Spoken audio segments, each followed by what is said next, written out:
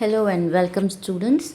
So this is exercise 4.2 question 1 first bit 9x square plus 24xy plus 16y square. And the question is that we have to factorize it completely. Now factorize means कि हमें इसे ऐसे express करना है कि जिस तरह से a plus b whole square का फॉर्मेट होता है.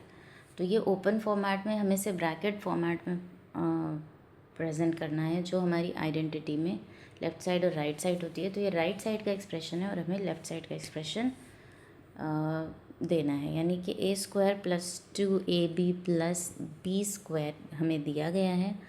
Because we can clearly see कि जो फर्स्ट टर्म है ये स्क्वायर फॉर्म में है, द सेकेंड टर्म है उसमें और b दोनों हैं, और जो लास्ट टर्म है उसमें अगेन एक स्क्वायर टर्म है. तो इस फॉर्म में दिया है और हमें इसको a plus B whole square के फॉर्म में वापस डालना है. तो इसको कहते हैं फैक्टराइजेशन. ये हमें आंसर इस फॉर्म में चाहिए. अभी हमारा जो क्वेश्चन है वो a square plus 2ab plus B square के फॉर्मेट में हमें दिया हुआ है. नाउ फर्स्ट टर्म को हमें एक स्क्वायर टर्म के फॉर्म में रिप्रेजेंट करना है. तो अगेन हम पहले अपना फॉर्मेट लिख लेंगे जो होता है a स्क्वायर, और यहाँ पे हम a को किस टर्म में लिखेंगे जो वो ब्रैकेट के अंदर हो और हमारा स्क्वायर बन जाए. तो हमें पता है कि 9 को जब हम रूट लेते हैं तो हमें मिलता है 3, और जब हम x स्क्वायर का रूट लेंगे तो हमें मिलेगा x. तो हमें बेसिकली 9x स्क्वायर का रूट लेना है और उसको यहाँ पर डाल देना है.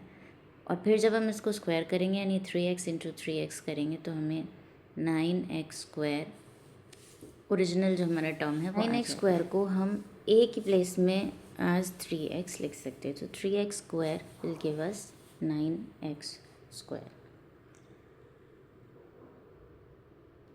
3x को जब स्क्वायर करेंगे, जब ओपन करेंगे तो यानी 3x इंटू 3x, तो it will give us 3 into 3 will be 9 and x into x will be x square. Now similarly the next term is 2ab. तो यहाँ पे हमें 2 और a और b को अलग अलग शो करना है एंड देन b स्क्वायर को शो करना है.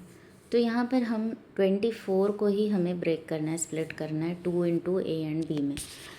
तो 24 में से जब हम 2 निकालेंगे तो 2 इंटू 12 बचेगा वहाँ पर, and then we have x and y. तो अब ये 2 हमारा यही है जो 2ab में 2 बाहर आ गया. अंदर बचा a इंटू बी जिसे हमें 12x और y में स्प्लिट करना है. ना ऑलरेडी हमारे पास जो a है वो 3x है, तो 3x को भी हम सेपरेट कर लेंगे. तो a जहाँ भी है वहाँ पे हम लिखेंगे 3x. तो अब 12xy में से 3x भी चला गया, तो अब वहाँ पर क्या बचा? वहाँ पे जो भी वैल्यू बची वो हमारी b की वैल्यू हो जाएगी. तो 12 में से हमें पता है 3 4 ज़ा 12 है, तो 3 हमने ऑलरेडी ले लिया 3x in the form of a. तो हमारे पास बचा यहाँ पर 4 और y. So this 4y will become our b. Similarly the last term simply we will write 4y. Right. तो अब हमारे पास a 2ab और b सारे टर्म्स आ गए हैं, और a है 3x और b है 4y. So now we just have to put it in that format and write the answer. तो हमारा जो आंसर का फॉर्मेट है वो a प्लस बी का होल स्क्वायर का फॉर्मेट है, यानी कि a हमारा है 3x प्लस 4y.